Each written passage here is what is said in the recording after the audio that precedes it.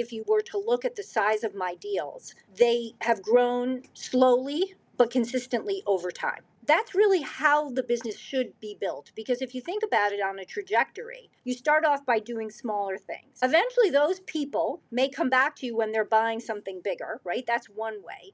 And then the bigger you sell, then more people know you sell bigger things, then more people contact you about selling bigger things.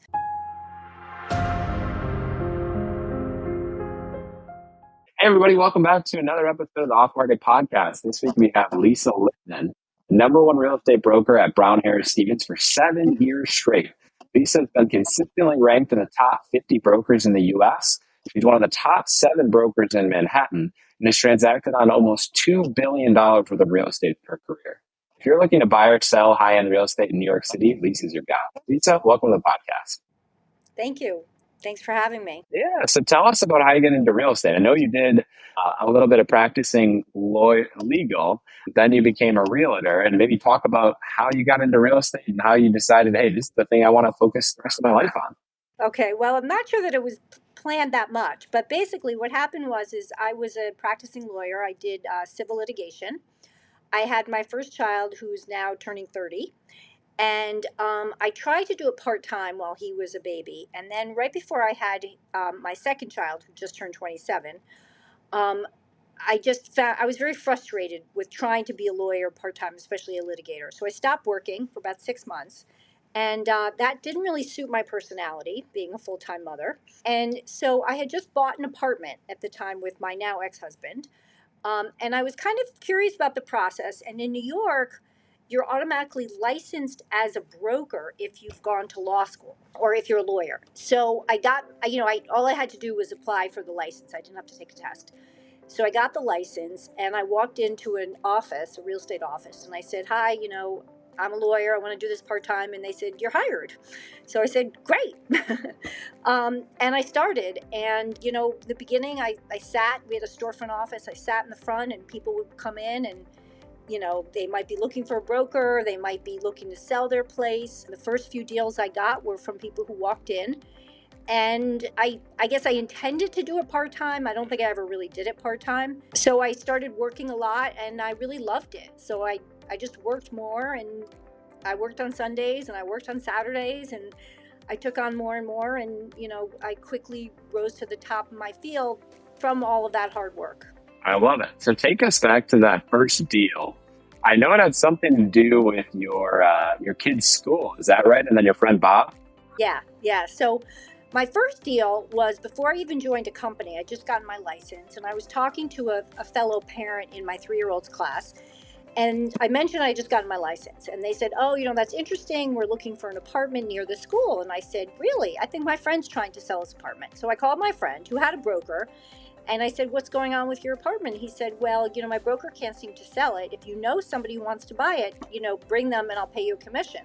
So I said, great. So I brought the family over and they fell in love with the apartment and they bought it. And I thought, wow, this is the easiest job in the whole world.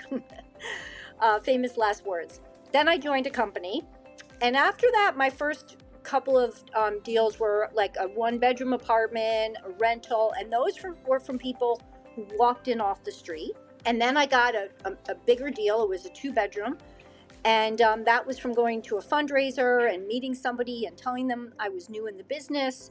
They said maybe they'd be buying, maybe they wouldn't be buying, but they didn't want to waste my time. And I said, you know what? It's okay to waste my time. I need to learn. So I dragged them around and they did buy an apartment. And years later, they bought another apartment from me. And that's how it all started. I love it. And obviously, you've had a successful track record since then. So you found some early success. You catalyzed that success to finding another piece of success, and eventually you hit your stride. So talk to us about your strategy early on for scaling your business. Did you take the wide net approach, taking everything and anything you could get your hands on? Did you try to be very specific and represent specific people in specific neighborhoods and areas? Like, what was your strategy for growing your business? Yeah, so remember that when I went into the business in 97, email was really new. Most people weren't using it. The internet was really new. And I was actually the first person, believe it or not, at my company, which back then was the Corcoran Group, to get a BlackBerry. And I think that was like in 99. So, my strategy was just to work as much as possible. So I got the BlackBerry, and that automatically gave me a leg up because I was getting back to people quicker. I mean, back then there were still brokers who would say, "I'll get back to you the next time I'm at a payphone." Like it was that bad. So that was one strategy, was just to work a lot. And I would say that I cast a wide net, and I would tell anybody starting out, you need experience and you don't know where you're going to meet people. So I think you do yourself a really big disservice if you tell yourself, you're only going to do one neighborhood or one price point. I have a lot of young brokers who come up to me and say, how'd you start selling $20 million apartments? And I say to them nicely, like, you're not going to start by selling a $20 million apartment. Like, if you owned a $20 million apartment, would you give it to somebody who just started? Um, so you need to have a track record, and I think maybe even in the sort of the old days, sometimes people did start off by selling $20 million apartments because they were connected, socially connected. But nowadays, people are too smart about everything, and it's a very large asset. Their real estate, no matter how much they're spending, it's usually a very large portion of their net worth, and they want a true professional helping them. Yeah, and obviously, a fresh grad, you probably, in the same light that you wouldn't want a first year resident working on heart surgery, you probably don't want that person selling your $20 million apartment.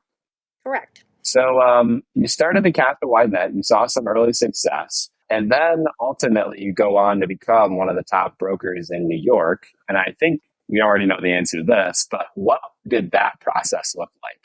Obviously, there was lots of things that you learned along the way, lots of missteps, I'm sure, as everybody has in their careers. But what did that process actually look like, and what did it actually take? What sacrifices did you have to make to get to where you are today? So I'll tell you, I think it was slow and steady, which is the way I think that most true success is won. And that's why I think, consistently I've been a busy broker. You sometimes see these people who are, instant success really quickly, but it's a year or two and it was an anomaly. That's not what happened with me. I would say if you were to look at the size of my deals, they have grown slowly but consistently over time. And that's really how the business should be built. Because if you think about it on a trajectory, you start off by doing smaller things. Eventually, those people may come back to you when they're buying something bigger, right? That's one way. And then the bigger you sell, then more people know you sell bigger things, then more people contact you about selling bigger things. But that's really, again, like, I think the reason why I haven't ever gone backwards is because it's been slow and steady. And then what I would just say is you can never get complacent or cocky. And I'll never forget something that Barbara Corcoran, who, many years ago I worked for her, said. We used to have our annual meeting in the beginning of January. We were all sitting in a big room. And she starts off by saying, all of you people in this room who are nervous about the coming year and whether you're going to make any money and do any deals. And I'm thinking, oh my God, that's me. You are going to be the successful ones. And I thought, oh, phew. And she said, basically, you need that. You need that fire in your belly. It's sales. And that's the way you get up every morning and say, I'm going to do it. So I continued to do that, and I've been doing it for 26 years. I don't think you can do this part-time.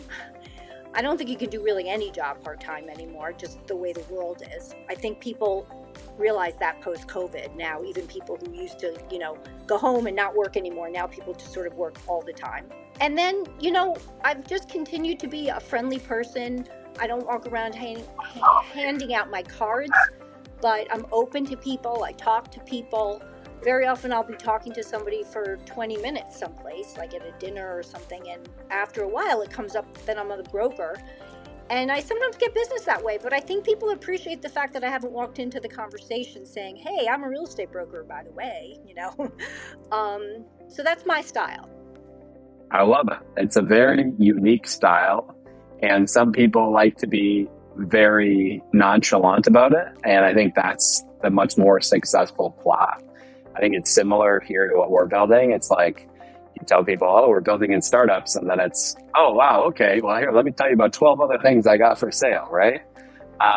Versus the people that seem to be the most successful are super nonchalant about it. Like, oh, what do you do? Oh, real estate. And then the conversation naturally, oh, my friend, they know that they want to sell their apartment or they want to sell their house. They're like, oh, to chat with this guy. I know they're about to sell their house. So yeah, I think that's the right approach. What are some of the key lessons you learned along the way? Maybe from things that either went really well or things that didn't go so well. I would say that one of my Achilles heel has probably my whole life been taking things too personally. And I think you have to learn not to take things personally. So people act very differently when they're buying or selling property, real estate, than they do when they're buying or selling like stocks, because it's where they live. And very often it's where they're going to live for a long time, or they're selling something that they lived in for a long time and they feel that they've created it or raised a family there. And so people can get strange, they can get nasty. And I think the thing that I've learned over the years, and has not been easy, but I think I'm finally much better at it, is to not take it personally and to just say, okay, they're not having a good day, and try to keep the people on track to remind them that they shouldn't take it personally, that this is business like anything else. So that's been, something that I've definitely learned along the way. And and the other thing I've learned along the way, which I think people have to know in every industry, is that we're all going to continue to make mistakes. And you have to take your mistakes, be honest about them, admit them, and remember not to do it again the next time. That's right. It's learning from the things that might not have gone so well or went really well, and now you're going to do it again and again and again. Yeah. So if you were to sit down with a group of new agents and you could share some tips and strategies or advice from your career, what are some of the things that you would tell them? I feel like it's going to be something around grit and hard work and showing up, but maybe you could tell us like what are those tips that you give to people that are just starting out in their career? Well, so I do think, there's a great TED talk about this, about what's the thing that is the greatest indicator of whether someone's going to be successful in any industry, and it's grit, right? So, we all know a lot of very well educated people with very high IQs who never have really been able to make a living. And then we all know people who probably didn't do so well in school who've been hugely successful. So it's grit, it's working hard, it's taking responsibility for what you do. In my industry, I would say make sure you walk through enough doors every week. So if you're a new agent, go to brokers' open houses, go see properties, educate yourself on what you're doing. Never sit around waiting for the phone to ring. That is not how you're going to learn. That is not how you're going to get busy. First of all, we don't need to sit by a landline anymore, so take your phone with you. But go through lots of doors, see as much real estate as you possibly can. And going back to one of your first questions, you know, cast a wide net. Be open to everything. In the beginning, you should sell anything that moves. Small, far, hard to sell. You're going to learn a lot from every single transaction, and it's building blocks.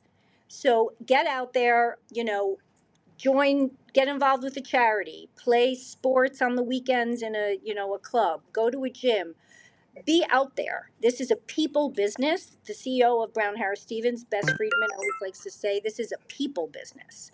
And so you need to connect to people, you need to be nice to people, you need to help colleagues. That's going to be the way you're going to become successful.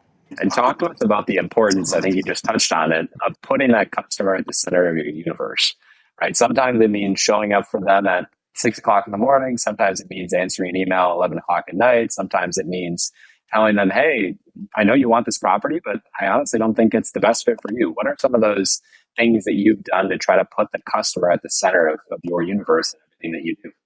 Well, if you'd ask my husband and my kids, they'd tell you that I've not taken a vacation where I haven't worked in 26 years.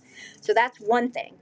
One thing is to sort of let people know, it's the weekend, I'm gone or I'm away, but if you need me, I'm here. Make sure they know you have coverage with somebody staying back, that you're not just letting them go. I think what you touched on is super important. My husband used to laugh at all of the people he would overhear me on the phone telling them not to buy something because I didn't think it was right for them or the price was getting too heated in a bidding war. Don't be don't be impatient to make the money this second. Go for the long be in it for the long ride. If you show people that you work hard and that you're really out for their best interest, they'll stick with you. And in the end, it works out much better. Yeah, and my favorite question of all, which is, let's say you have 5 minutes with your younger self and you can tell her anything that you want. You're just starting out in your career. And you can tell her a story, you can tell her something you've learned, you can tell her something to avoid or something that she should know about. What does that conversation look like, and what are some of the things that you tell your younger self? Well, the world is different now. And I think if you start off as a real estate broker now, as a younger person, you probably should find a mentor, somebody who's been doing it longer, and shadow them and work for them on their team.